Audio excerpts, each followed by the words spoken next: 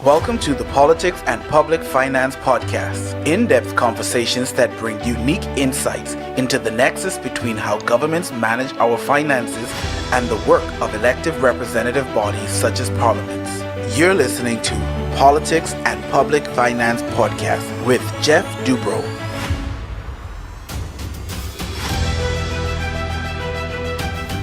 Hello and welcome to the podcast. I am Geoff Dubrow, and today our special guest is Thomas Bridle, who is the Senior Governance Practice Lead in Democracy and Governance at Commodities International, which is an international firm based in Washington, D.C.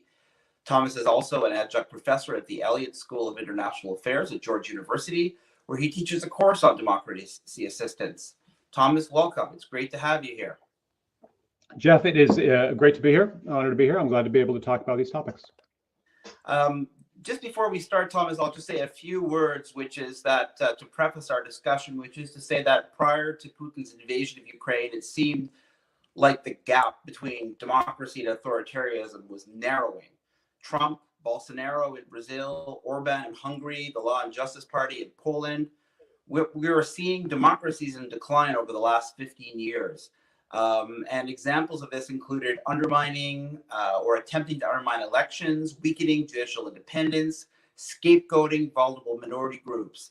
And I would add, although I'm not sure the latter qualifies as a prerequisite for democracy, ignoring evidence-based decision-making on the environment and COVID-19. But make no mistake, Thomas, over the last 15 years, I think we can agree that the quality of democracies has declined. According to Freedom House, only 1 in 5 people currently live in a democracy. You've been working on this pretty much, I think, your entire career. Yeah. Let's go back to the beginning of the collapse of the Soviet Union, in the early 1990s, where you were working in the Czech Republic. And unlike now, where we're seeing this backsliding, there was such hope and optimism. And I think, from what I understand, you were right front and center in the president's office in Prague, in the Czech Republic, helping them craft their democracy. Tell us about it. I will. First, let me just give you one, the caveat that everything I'm going to say today is my personal opinion. Nothing is in any way attributable to Commodities, attributable to GW. So this is all just personal views, in no way corporate. The other thing that I would correct you on this, which is that I am old enough and started long enough ago that it was not the Czech Republic; it was still Czechoslovakia at the time. Yes, absolutely. Right? My career really started working in the Senate. I was, advisor to a senator from New Jersey named Bill Bradley, who was very interested in foreign affairs, interested in the Soviet Union and the dynamic in the Soviet Union at the time. He was, I think, one of the skeptics about the Soviet Union at the time, and very interested in dissident movements, and had just a really deep interest in those countries. After the fall of the Soviet Union and after the Velvet Revolution, it was something that I was personally very interested in. My family's Czech. I was born in Czechoslovakia. We came over in '69 when I was 4 years old to the U.S. And I had this opportunity through an organization that doesn't exist anymore called the National Forum Foundation to go work in the office of the president of Czechoslovakia as an advisor to his foreign policy advisors, as sort of an adjunct there. So I got a chance to really see how this process emerged really in these first few years. This was in '92. I went over there, the first years of democratization in Eastern Europe. And as you said, it was a time of incredible optimism and incredible kind of possibilities. The pace of change was incredible. And I think that what's striking since then is how much we've learned and how much harder this has turned out to be than we thought it would be. I think that at the time there was really an expectation that that there was a natural dynamic and irreversible dynamic that would push countries towards democracy. Countries became wealthier as generations changed, as educational systems changed, as norms changed. all of this would have an inevitably positive outcome.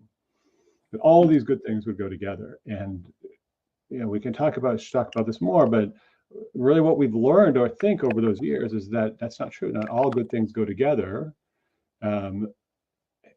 And also that the pace of change, the pace of both economic change and political change is very different across different countries. And even more dangerously, it's very different. The pace can be very different within different countries, right? So the pace of change in the capital city may be very fast.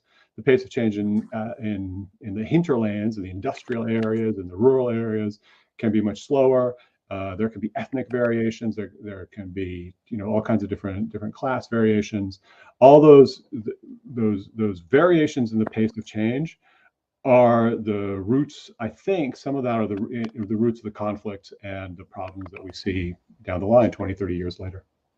Yeah, and we were talking when we were preparing for this discussion. We were talking yesterday about the textbook definition of a democracy, how you cross that magical threshold, which is you have two elections where there is a peaceful transfer of power, and bada bing, you're a democracy. Mm-hmm.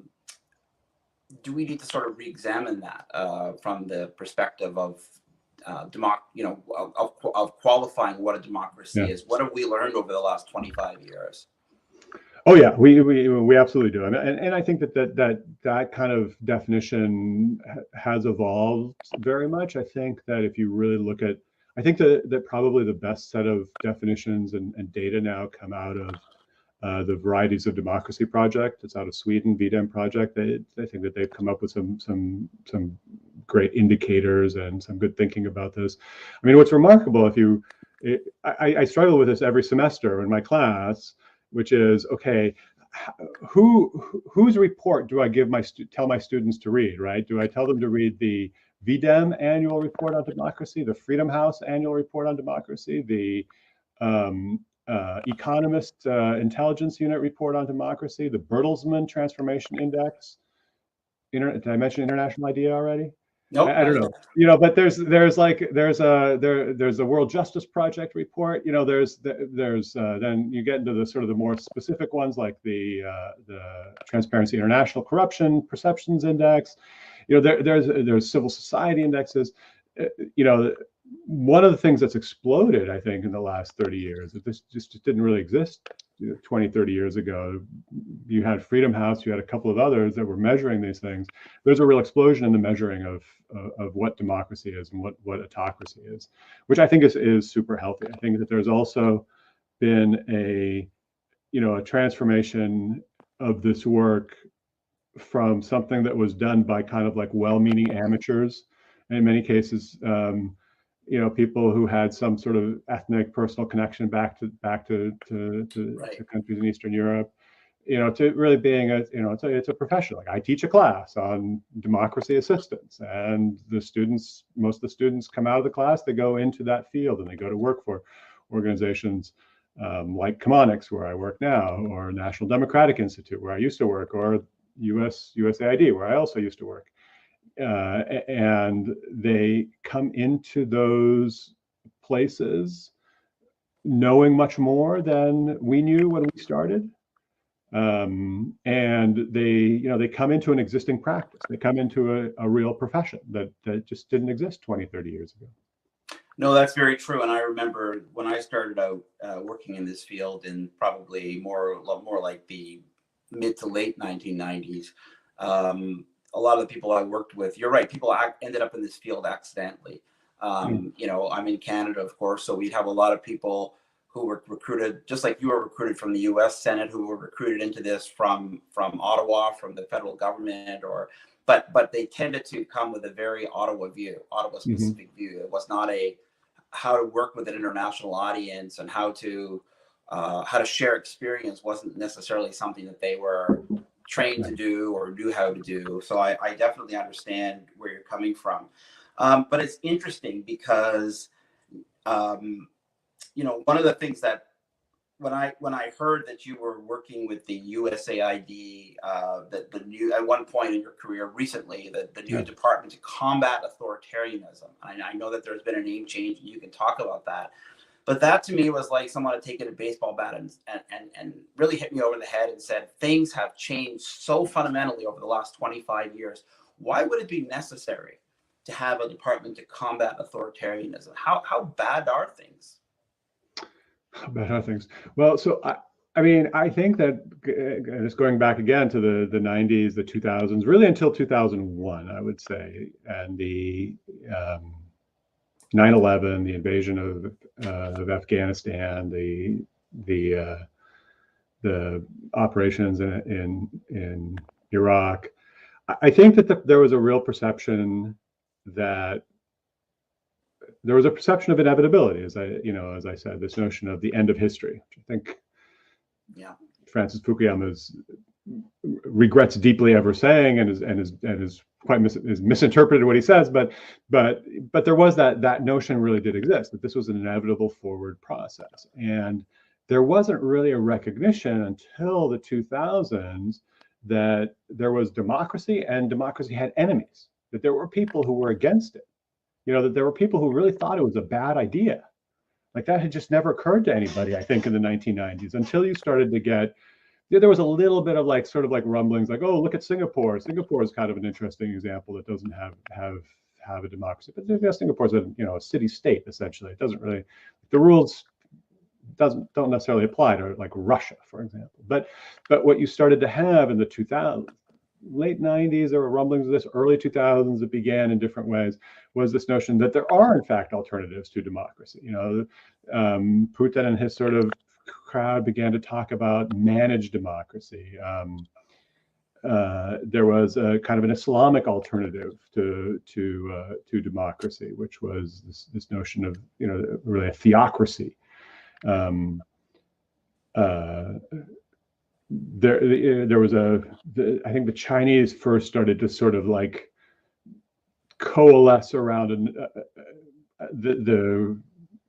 also a set of ideologies, and the notion that they had an ideology that they had to promote, and they had to have an international presence which articulated an alternative to democracy. And so in the 2000s, the early 2000s, you had these sort of alternatives emerge, and I think a couple of factors drove their, made those more prominent and more attractive. I think that the economic crisis, the financial crisis in 2008, 2009, really hurt a lot of people in developing countries and made it more attractive. The emergence of China as a major economic player made an alternative to democracy more attractive. The fact that Russia was so aggressive, wasn't necessarily successful in any way, really, economically, politically, but it was very aggressive, right? They really pushed that message out there, was attractive. There were a couple of other players in that. I was in Kazakhstan for a couple of years for NDI. Nazarbayev kind of put forward this model of, and also kind of like a managed democracy.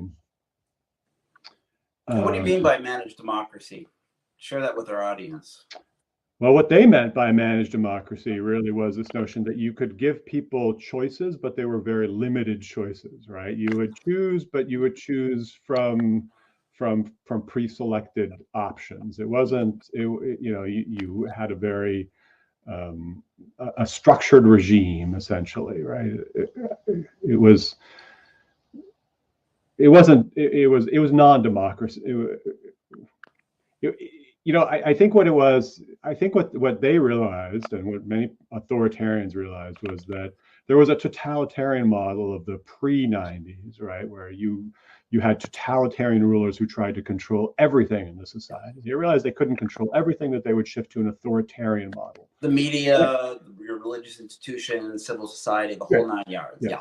And all the academic research, and it's interesting. In addition to the study of democracy, there's also really a very almost more interesting parallel study of the emergence of authoritarian and autocratic institutions. Like, how do autocracies work? How do autocracies maintain their power? It's a question that nobody really asked until, like I would say, like the 2010s. Really, you started to have people really asking, how is it that these guys have managed to stay in power in spite of the fact that all of our theories and instincts say that as countries become, more economically viable, that there's economic growth. Why are autocrats staying in power?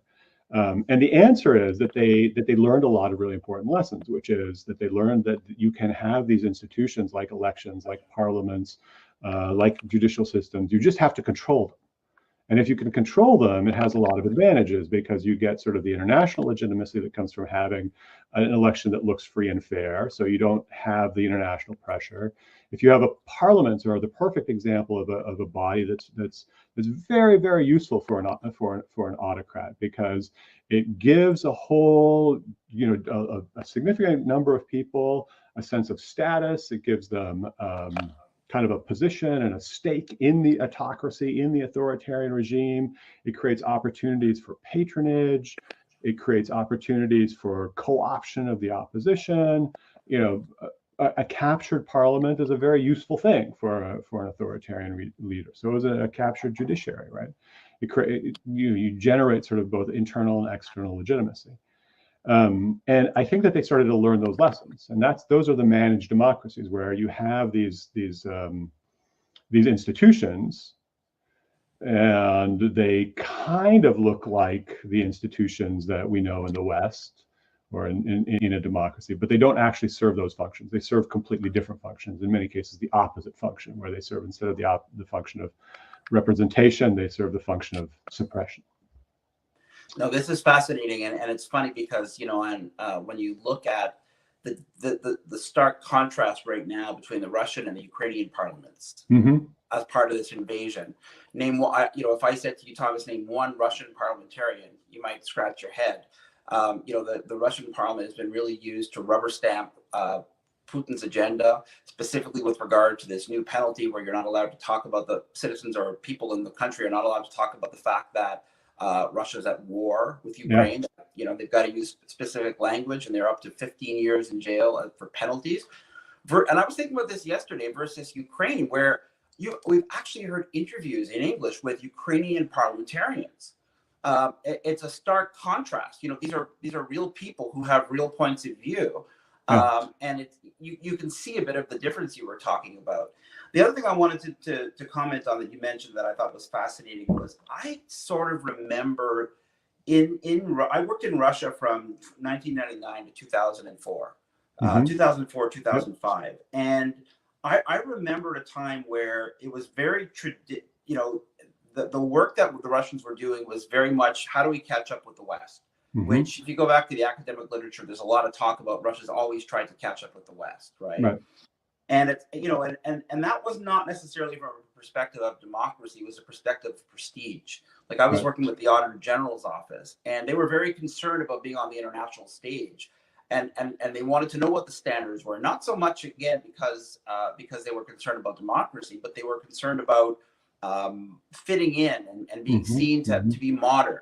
And at some point, there was a shift that I saw. One of the shifts was after the Beslan school massacre, where Putin actually centralized power and rejigged the so-called selection process for the regional parliaments. And I saw a lot of Russians that I was working with just sort of fall into line with that narrative, and that kind of frightened me a little bit. The next thing I remember is sort of seeing, then I sort of saw a frustration where the Russian elite was really saying, you know what, we've got to find our own way. It's not going to be the Western way. And I do think that Iraq and some of the other issues, the NATO and Serbia and all that kind of thing, I think those were some of the issues that maybe shook them loose a little bit. But, perfect example. I remember a bunch of Russians coming to Ottawa to watch Question Period, something you guys don't have in the U.S., of course, which can be very raucous, and I call it, moderate. Well, I say we have in Canada, we have extreme weather, moderate politics, but in Question Period, you've got politicians yelling at each other, right? And it's partly theater, but it's also a good chance to air up, opposing views. And one of the Russian generals, who was a member of parliament, said, well, if this is democracy, what we don't need this.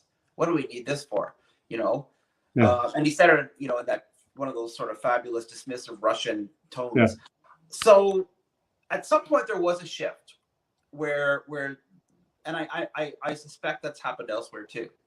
Yeah, there was a shift. I think that there was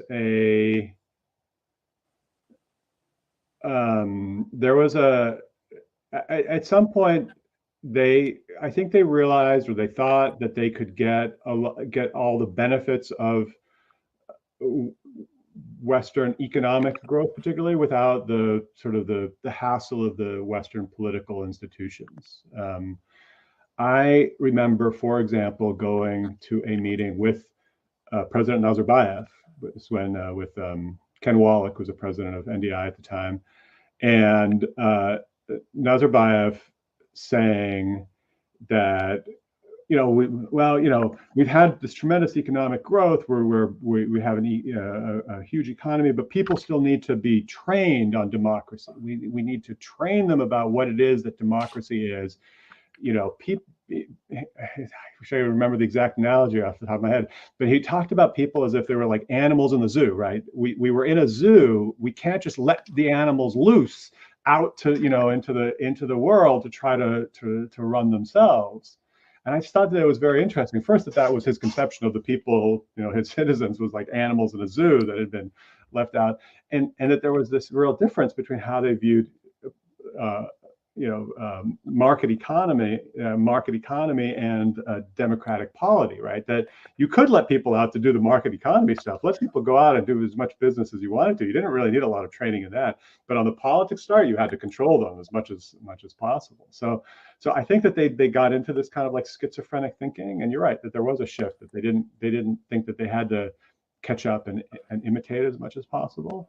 But to go back to this question of like the how this shift evolved. So you have this shift that starts in the 2010s as you start to think, as Russia, China start to think about alternatives, and then really in the last 5 years, 10 maybe, you really had the emergence of China as a powerful economic counterweight first, and then a political counterweight going with that. And I think that was a very legitimate concern for the U.S. foreign policy. It probably started in the late years of the Obama administration, but ramped up for various reasons in the Trump administration. The Trump administration was much more concerned about the threat of China than they were about the threat of Russia. I think that there was, and maybe still is, this kind of one thread of conservative American politics, which thinks that Russia is a potential ally in some ways in a geopolitical struggle with China. But the manifestation of that for USAID was starting to think about this question, which is, I think, a very legitimate question, abstracted from the domestic politics, which was, well, you have countries in lower middle income countries, developing world countries, where China is playing an increasingly prominent role in the politics, and even more so in the economics and in the public finance, per se, Absolutely. right? Absolutely. And people started to ask, well, what is the impact of that? Like is obviously there are some positive sides to it on the economic side. Countries need economic investment. They need infrastructure, and that money isn't going to come from there isn't enough money at the World Bank and the IMF, and even really in the private sector per se, to generate a lot of investment for infrastructure. So there was some attraction to that, but it has political consequences. And so aid, over the course of the last 3 or 4 years, and the State Department obviously as well, and others, have really started to focus on what the impact of China is. And what does it mean to build democratic resilience in countries in low and middle income countries in 2022? I think it has a couple of components, right? I think that the first is that finance piece, right? There's that piece of understanding where our money is coming from and where it is going. The other piece is the sort of communications and messaging piece.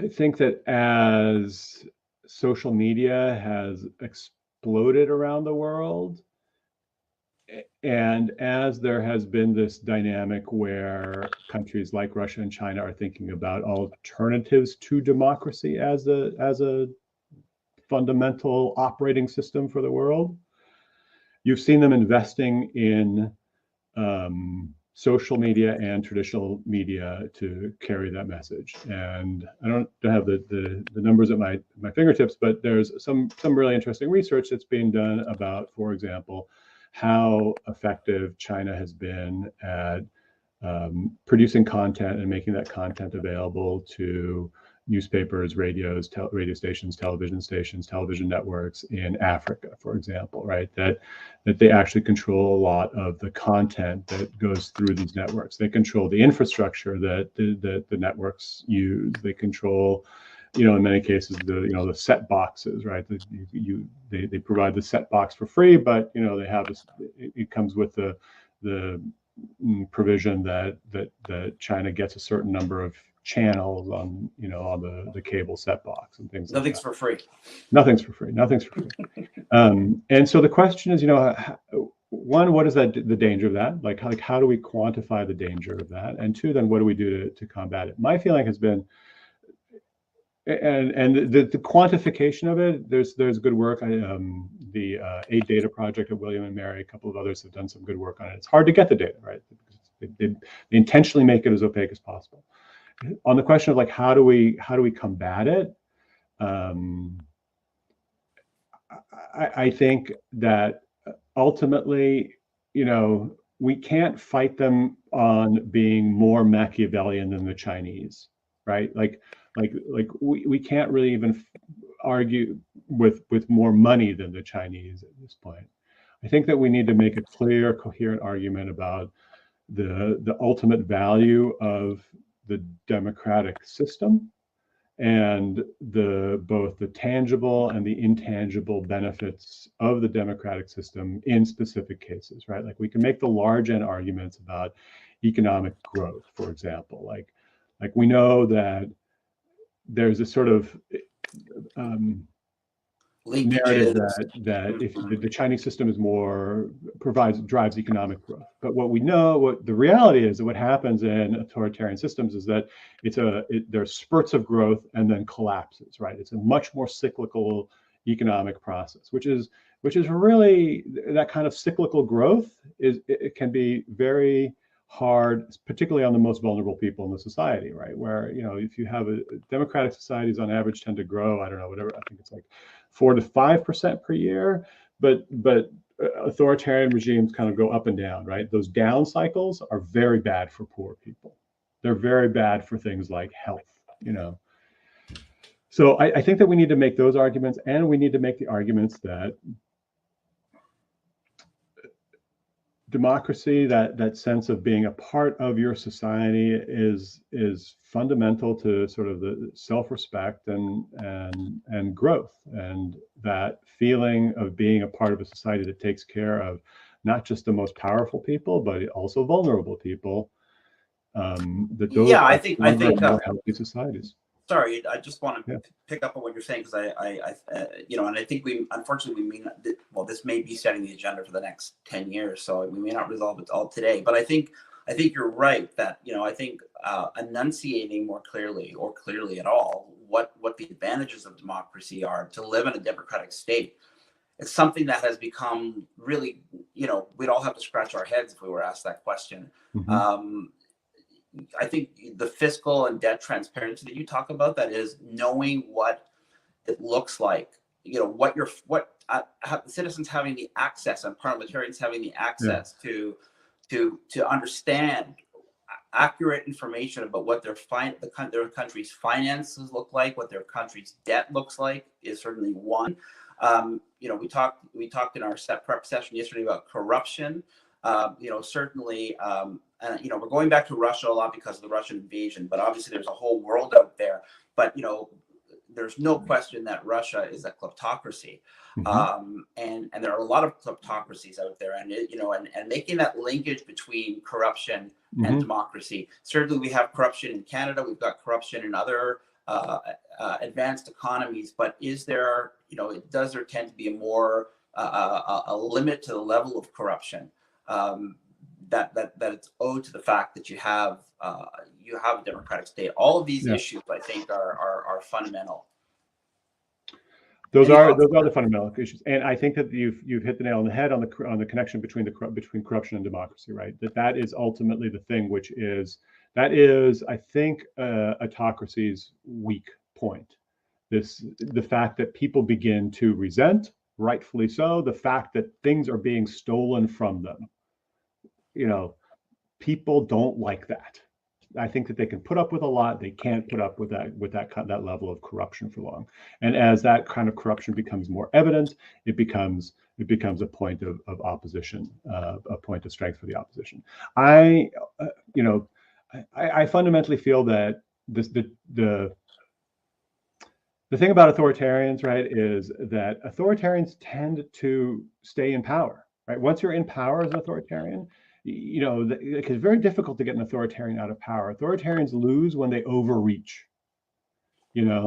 and what you're seeing in Ukraine is the most extreme example of overreach. That you get into this dilemma, what's classically called the dictator's dilemma, that you don't have good information flows, you don't really know what's happening around you, you think you're more powerful and more stable than you are. No checks and balances. You have no checks and balances, so you feel like you can just go ahead and do whatever you want, and that's what happens that they do, right? That's the dilemma, right? That you overreach, and that's when authoritarians and dictators lose, and that's when that's when democracies kind of need to be able to step in. And I think so. Here's what I think is happening right now, just to kind of think about like the current situation, which is that we have had like a decade where democracy has been kind of on the back foot.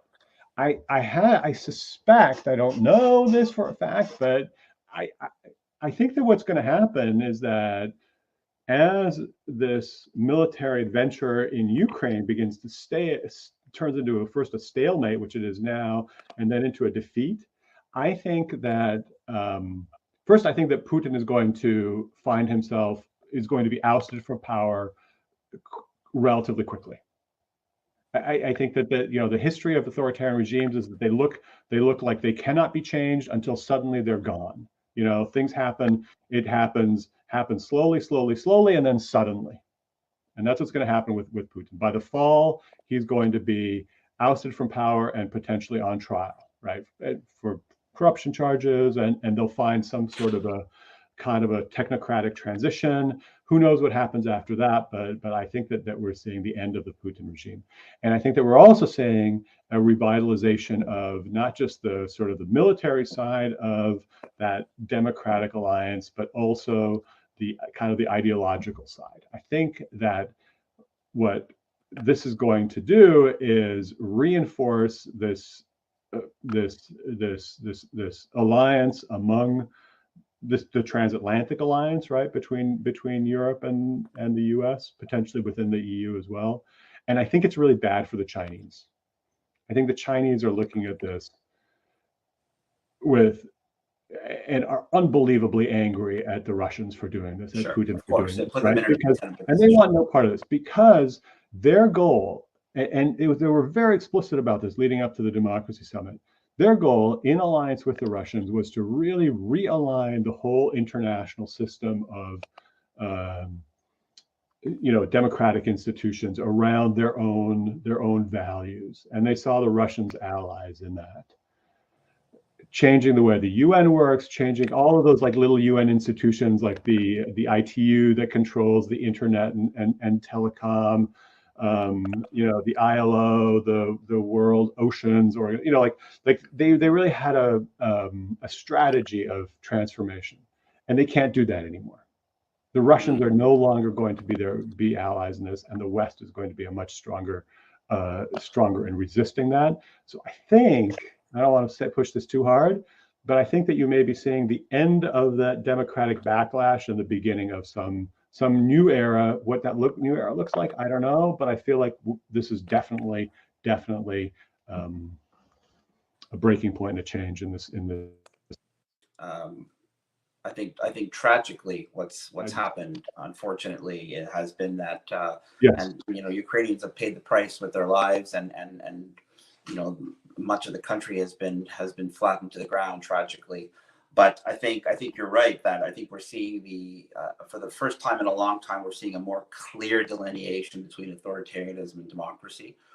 And as a lot of Putin's traditional extreme right allies, like Orban in Hungary, like Le Pen in France, I'm sure I'm missing a couple of others, but I sort of right-wing rats, extreme right rats, if you'll excuse my terminology, leaving the ship, abandoning ship, is that you're starting to see a more clear picture now between the two.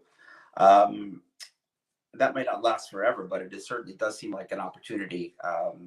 And I think in our next conversation, whatever that may be, I think I'd very much like to talk about long-standing democracies versus new democracies, because I think we're still talking about democracy as if it's out there.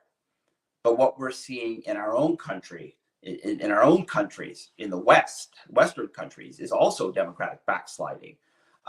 In many ways, and certainly, democracies like Poland and Hungary that have really also fought for their own democratic states, and paid a price for that over the years, are slipping back. And we've seen slippages in the U.S. We've seen warning signs in Canada. So I think I would like us to focus more in the future on the fact that democracy starts at home.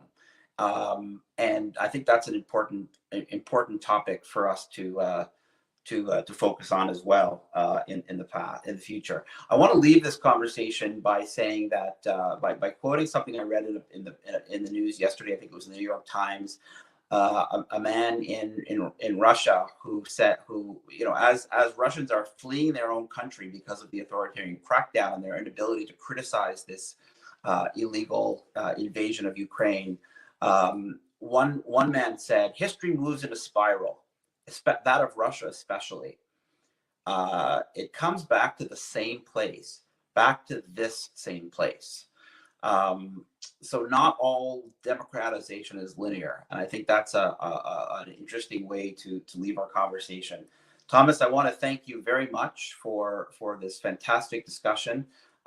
We could continue it all day. It's been absolutely fascinating. You've been listening to the Politics and Public Finance podcast with guest Thomas Bridle. The podcast is sponsored by Huge Impact Marketing. I'm Geoff Dubrow. Please go to the YouTube page and subscribe. And we'll see you again in a couple of weeks. Thanks so much.